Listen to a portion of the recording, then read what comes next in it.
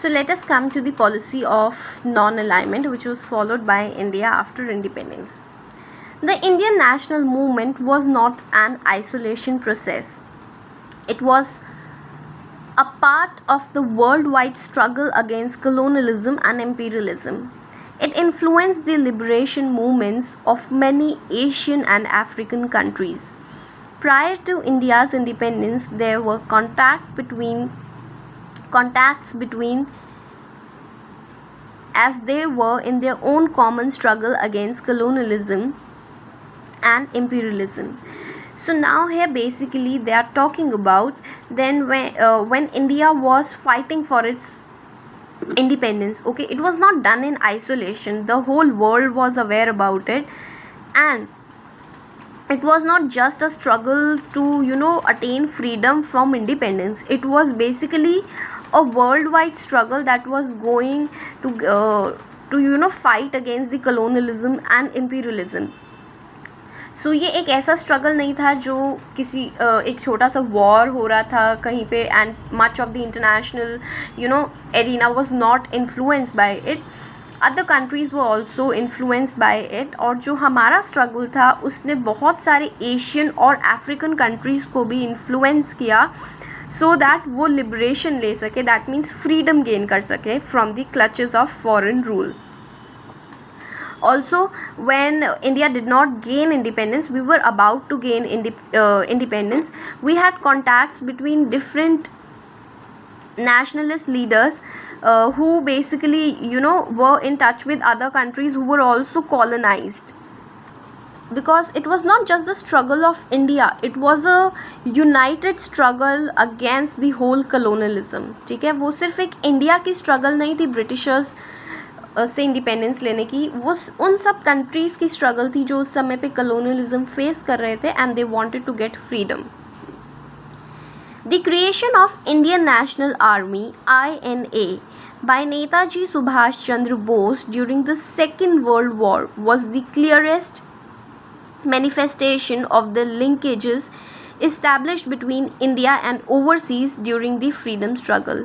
So they are even showing that we are talking about the contacts. Okay, so when Indian National Army was formed, and by whom? Subhash Chandra Bose, during the Second World War period also, it shows that how Indian National Army had its link overseas also. The foreign policy of a nation reflects the interplay of domestic and external factor. We have already discussed about it quite a number of times now, that any nation's foreign policy is both an interplay between their domestic and external factor. आपका जिस भी country का foreign policy होगा वो हमेशा influence करेगा उनकी internal conditions क्या चल रही है, and with in that internal conditions only they will form their look at their external conditions and form their foreign policy. Yes, therefore the noble ideas that inspires India's struggle for freedom influence the making of its foreign policy. But India's attainment of independence coincide with the beginning of the Cold War era. Now they are saying that is why जो India का foreign policy था वो internally भी influence था और externally भी influence था. Since हमारा पूरा लड़ाई ही, our whole struggle with the colonialism was fighting back Britishers. We wanted independence. Now if in our foreign policy also we are supporting certain camps, then what is the point of gaining independence? So that is why our foreign policy was influenced by internal and external matter. But India के साथ situation क्या थी? When India gained independence, there was a coincidence. What does coincidence means? Coincidence means a same thing occurrence at the same time. So when India gained independence, so जो external situation थी या जो world international situation थी उसमें immediately world war हो रहा था, cold war हो रहा था. So cold war now is also influencing a lot of things. So due to that cold war हमारी foreign policy में भी certain kind of change था, और certain kind of जो हमारी foreign policy थी वो cold war से भी affected थी. As you read in the first chapter of the book, Contemporary World Politics, this period was marked by the political, economic, and military confrontations of the global level between the two blocs led by the superpowers, the US and the USSR.